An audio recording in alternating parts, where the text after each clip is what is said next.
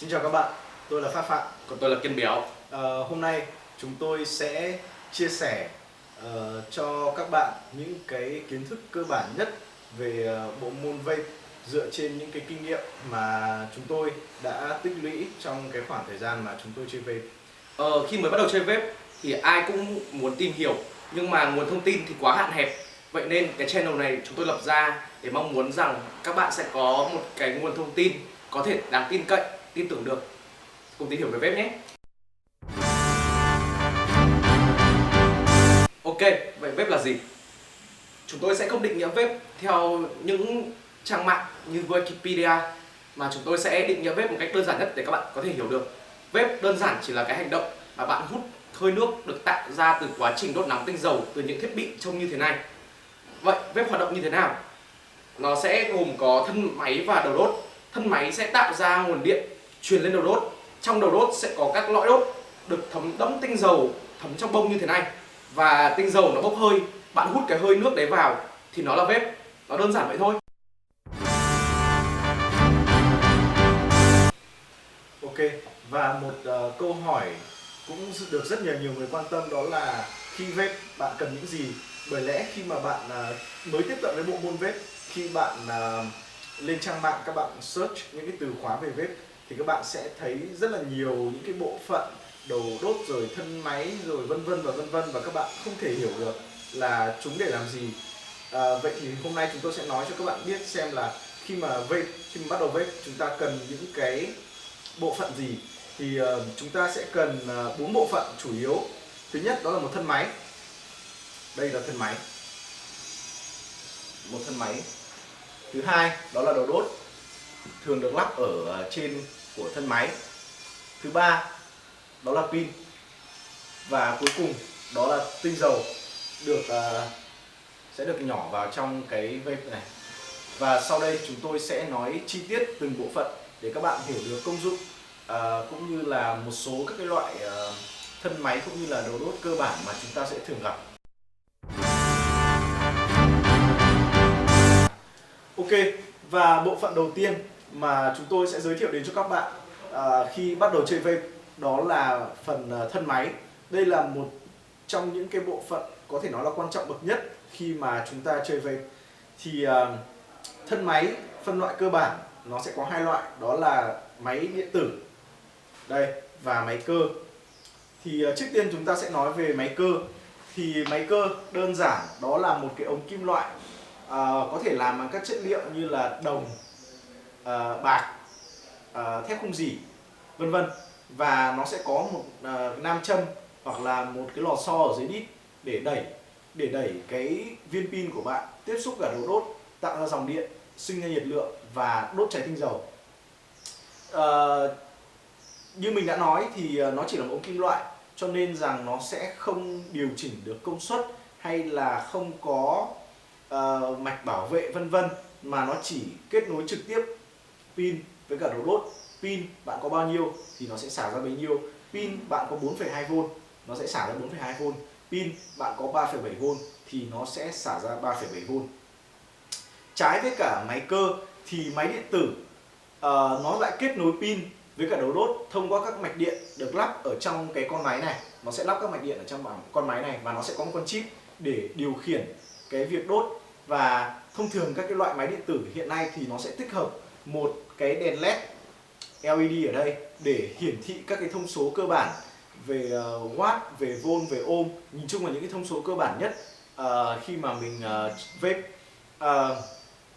Thì với con máy điện tử này nó sẽ có khả năng bạn điều chỉnh được cái nguồn điện tạo ra. Ví dụ như là pin của bạn đang xả ra 3,7V nhưng mà bạn lại muốn hút được 3,2V thì bạn hoàn toàn có thể điều chỉnh nó xuống 3,2V, kể hoặc là lên. Khi pin của bạn đang nằm ở 3,7V nó vẫn có thể kích lên được 4,2V. Nghĩa là cái công suất khi mà bạn hút bạn hoàn toàn có thể điều chỉnh với con máy điện tử này, và nó có mạch bảo vệ với tất cả các cái sự cố xảy ra về pin như là đoản mạch hay là lắp sai cực vân vân và vân vân.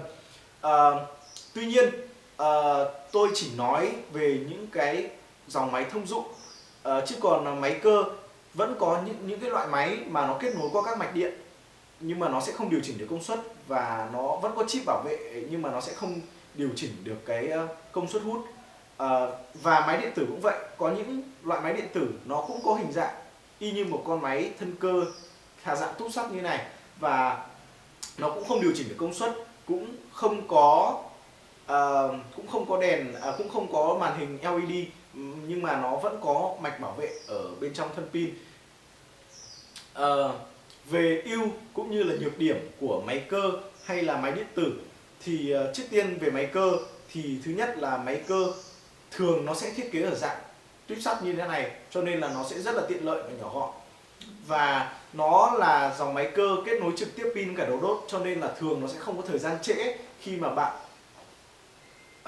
gọi là nói đơn giản là bạn bấm cái nút đốt, như là máy cơ bạn đẩy cái pin lên, cái nút để đẩy cái pin lên thì nó sẽ không có thời gian delay. Và chơi máy cơ thì nó sẽ thể hiện được cái trình độ và cái kiến thức của bạn về vape với cả cái việc chế lõi đốt, bởi lẽ là pin có bao nhiêu thì nó sẽ xả thẳng ra bấy nhiêu. Còn ưu điểm của máy điện tử là nó đơn giản, nó sẽ sử dụng khi bạn mua một con máy về, nó như là bạn mua một con iPhone về vậy, thì bạn sẽ có cái hướng dẫn sử dụng và bạn cứ theo cái hướng dẫn sử dụng đó và bạn sử dụng thì nó sẽ rất là dễ dàng và tiện lợi. Nó có màn hình hiển thị các cái thông số như là pin, là volt, là watt, bạn có thể điều chỉnh mức công suất phù hợp với bạn mà không cần phải có kiến thức về cuốn lõi đốt để có thể có được lượng khói phù hợp. Bạn hoàn toàn có thể điều chỉnh cho máy điện tử. Và một đặc điểm rất là tốt nữa của con máy điện tử nó có mạch bảo vệ. Các cái vấn đề như đoản mạch, sự cố thì bạn sẽ không phải lo về cái vấn đề cháy nổ với cả một con máy điện tử. Và tuy nhiên, và về nhược điểm của con máy điện tử cũng như là máy cơ thì nhược điểm của con máy điện tử đó là nó dễ hỏng hóc hơn con máy cơ, bởi lẽ nó có các cái mạch điện tử, ví dụ như là bạn chảy nước hay chảy tinh dầu vào trong máy thì nó sẽ hỏng, như là cái điện thoại của bạn thôi, bạn rơi vào nước thì nó sẽ hỏng, và khi bạn rơi vỡ, bạn rơi xuống đất thì nó sẽ hỏng những cái mạch điện ở bên trong. Cái nhược điểm thứ hai của nó đó là nó có cái thời gian trễ so với cả máy cơ, bởi nó sẽ kết nối qua các mạch điện. Nếu như con chip của bạn tốt, có những con chip rất là tốt, nó nhận rất là nhạy, nhưng có những con chip nó nhận nó sẽ chậm, nó không được một phát ăn ngay như là máy cơ, và nó cũng khó vệ sinh với cả các máy điện tử. Và nhược điểm của con máy cơ này cũng là ưu điểm của con máy điện tử, nó không có mạch bảo vệ, nó không điều chỉnh được công suất, và nó đòi hỏi bạn phải có một cái kiến thức cơ bản và một cái kỹ thuật gọi là khá ổn để có thể chơi được máy cơ một cách tốt nhất. Đó là ưu và nhược điểm của hai con máy cơ. Chọn lựa con máy nào để sử dụng hoàn toàn phụ thuộc vào sở thích của bạn, với các ưu nhược điểm mà tôi đã nêu trên. Tuy nhiên, với các người mới chơi thì tôi vẫn khuyên các bạn nên sử dụng các con máy điện tử vì tính chất dễ dùng và an toàn. Với những cái bạn khi mới chơi thì việc nhận biết một con máy cơ hay là máy điện tử thông qua hình dáng thì thường khó, bởi lẽ có nhiều loại máy cơ như tôi đã nói, nó không ở hình dạng túp sắt mà nó hình dạng y như con máy điện tử, nhưng mà nó lại là máy cơ. Vì vậy khi mà chúng ta chọn mua một con máy, chúng ta hãy hỏi những người bán hàng hoặc là tìm hiểu các thông tin trên mạng về con máy đó trước khi mua. Ok, phần tiếp theo chúng tớ muốn giới thiệu đến các bạn đó là đầu đốt. Thì đầu đốt nó sẽ gồm có 3 loại chính và mình sẽ đi qua từng loại một. Loại đầu tiên mình muốn giới thiệu đến các bạn đó là Rhodea. Rhodea là loại đầu đốt nhỏ trực tiếp có thể build lại được. Nó hiểu đơn giản ra, Rhodea nó sẽ bao gồm có một cái deck build. Thì cái deck build này nó sẽ giúp bạn có thể tự mình cuốn lõi đốt. Bạn sẽ có thể tự quyết định được lượng khói và lượng vị bạn mong muốn ở cái lõi đốt của mình. Rhodea nó sẽ cho bạn một lượng vị và lượng khói bạn hấp thụ, bạn nhận được tốt nhất trong tất cả các loại đầu đốt. Tại vì khói nó không phải đi qua quá nhiều từ lõi đốt cho đến miệng của bạn. Thì ưu điểm của Rhodea là thế, nhưng mà nó có một nhược điểm là nó không có bể chứa tinh dầu. Thế nên là cứ sau khoảng 5 đến 6 hơi thì bạn sẽ lại phải nhỏ tinh dầu vào bông để có thể tiếp tục hút nếu bạn không muốn bị dry hit. Loại thứ hai mình muốn giới thiệu với các bạn đó là Rhotea. Rhotea về cơ bản thì nó giống y hệt so với cả Rhodea. Nó cũng có một cái deck build, nhưng mà cái deck build này nó được ẩn trong một cái bể chứa tinh dầu ở ngoài, và tinh dầu này nó sẽ ngấm dần vào bông, nó ngấm liên tiếp như thế. Ưu điểm của cái Rhotea này là nó vô cùng tiện lợi, bởi vì bạn có thể đổ tinh dầu vào lúc nào. Đúng rồi, bạn có thể đổ tinh dầu vào đây bạn hút đến lúc nào nó hết tinh dầu bạn phải đổ vào tiếp. Nhưng mà nó có một cái nhược điểm, đó là vì nó có quá nhiều bộ phận như thế này, khói nó phải đi qua quá nhiều, thế nên là lượng vị và lượng khói của bạn nó sẽ bị giảm đi trong quá trình khói phải di chuyển. Nhưng mà nhược điểm thứ hai của nó là cái deck build, vì nó ẩn bên trong cái bể chứa tinh dầu, thế nên deck build nó khá là nhỏ. Thế nên là bạn có những cái kiểu build mà bạn không thể nào mà build được ở trên con RTA như thế này. Và loại cuối cùng mình muốn giới thiệu với các bạn đó là RDTA. Nó là con lai giữa RDA và RTA như con bạn Phát đang dùng đây. Thì nó về cơ bản nó vẫn có một cái deck build to, thoải mái, rộng rãi giống như kiểu RDA, nhưng mà nó có một bản nâng cấp là nó có thêm một cái bể chứa tinh dầu ở trên hoặc là ở dưới như con này, thì nó sẽ chứa được tinh dầu và nó sẽ thấm liên tiếp vào bông cho bạn. Bạn không phải nhỏ nữa. Nó có cả ưu điểm của RDA và RTA, nhưng mà nó có một nhược điểm chết người, đó là vì bông phải thấm liên tục như thế này và nó không có bể chứa, nó không có cái lỗ kín giống như kiểu RTA, thế nên là nó có khả năng bị chảy tinh dầu ra ngoài. Đó, một loại cuối cùng là chanh. Thì về cơ bản chanh nó giống hệt như RTA rồi. Nó giống hệt RTA, nhưng mà nó sử dụng cái lọ đốt của nhà sản xuất, thường là OCC là Organic Cotton Coil, tức là lọ đốt sử dụng thấm bằng bông, hoặc là Ceramic Cell là lọ đốt được thấm bằng sứ. Thì những con đó có ưu điểm là nó vô cùng tiện lợi, bạn không phải build lại coil, bạn chỉ việc mua cái OCC mới khi mà OCC cũ của bạn nó bị cháy. Nhưng mà nó có nhược điểm là bạn không thể nào kiểm soát được lượng khói hoặc là lượng vị bạn mong muốn, mà bạn phải sử dụng theo những cái gì mà nhà sản xuất cung cấp cho bạn. Bạn muốn chọn loại đầu đốt nào phù hợp với bạn thì nếu mà bạn phải tùy thuộc vào cái nhu cầu chơi vape của bạn để làm gì. Nếu mà bạn chơi vape để bỏ thuốc lá thì bạn nên chọn những con tiện lợi như RTA hoặc là Tank. Còn nếu mà bạn chơi vape như một thú vui để tận hưởng vị với cả khói, hoặc là bạn muốn làm trick thì bạn nên chọn RDA hoặc là RDTA. Nói tóm lại, chúng ta có 3 loại chính, đó là RDA, RTA và RDTA. Ngoài ra có một loại phụ thêm khác mà nó gần như y hệt cả RTA, chỉ khác là không cuốn lại loại đốt, đó là chanh.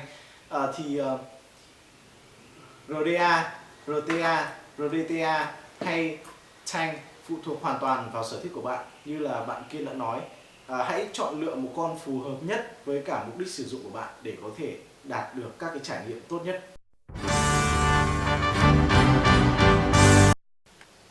Ok, phần tiếp theo mình muốn nói đến muốn giới thiệu các bạn đó là pin. Pin dùng trong vape thì thường có hai loại chính, một là pin lipo, hai là pin li-ion. Pin lipo, ưu điểm của pin lipo đó là nhỏ, nhẹ, thuận tiện.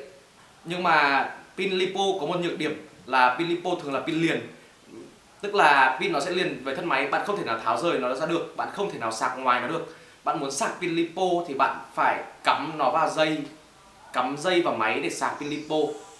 Thì nó sạc điện thoại vậy. Đúng. Thì nó rất là bất tiện, bởi vì là nhiều khi bạn đang hết pin thì bạn lại phải tìm một ổ điện để cắm vào. Thế nên là pin này không phổ biến dành cho vape lắm so với các pin li-ion. Pin li-ion thì nó phổ biến hơn, bởi vì nó có một ưu điểm đó là có độ xả vừa phải, dung lượng ổn, kích thước nhỏ và gọn, dễ mang đi, và đặc biệt là có thể sạc được ngoài. Thì pin li-ion dùng trong vape có hai kích cỡ đang rất phổ biến, đó là pin 18650 và pin 26650. Vì sao nó lại có những tên gọi này? Pin 18650 có đường kính pin là 18mm và có chiều dài là 65mm. Vậy nên nó được có tên gọi là 18650. Tương tự như pin 26650 cũng vậy. Đó. Nói về pin thì nó có rất nhiều thông số, nhưng có hai thông số chính mà bạn cần quan tâm, đó là dung lượng của cục pin và độ xả của cục pin. Thì nói dễ hiểu thì bạn cứ tưởng tượng rằng cục pin này là một bình nước, thì dung lượng của pin là lượng nước có trong bình, và độ xả của cục pin là một cái lỗ ở dưới bình nước đó. Thì lỗ đó càng to thì lượng nước trong bình nó chảy hết càng nhiều, càng nhanh. Thì như vậy, pin dung lượng càng lớn thì độ xả sẽ càng thấp, và ngược lại, pin dung lượng càng thấp thì độ xả càng cao. Ở trên thị trường bây giờ mình nhìn thấy có rất nhiều những viên pin có thông số như là 3000 mAh, xả 40A. Thì đó là những viên pin mình đảm bảo với các bạn, đó là những viên pin bọc lại. Pin bọc lại là sao? Pin bọc lại là những viên pin mà Trung Quốc nhập về.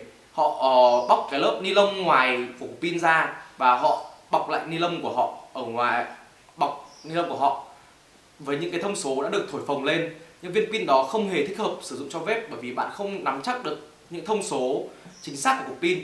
Vậy thông số chính xác của cục pin phù hợp dùng cho vape là như thế nào? Bạn nên sử dụng những viên pin có độ xả từ 20A đổ lên. Đó là những viên pin có dòng xả cao, có thể chịu tải được khi bạn vape. Chính xác. Và Những viên pin mà mình khuyên các bạn nên sử dụng trong khi vape đó là LG HE2, LG HE4, LG HG2 hoặc là Samsung 25R, Samsung 30Q, dòng Sony VTC. Đó là những cục pin mà mình khuyên dùng.